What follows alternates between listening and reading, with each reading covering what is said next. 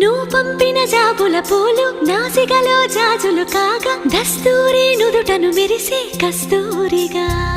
నీలేఖల అక్షరమాల నా మెడలో హారం కాగా చేరాతలు నా తల రాతను మార్చంగా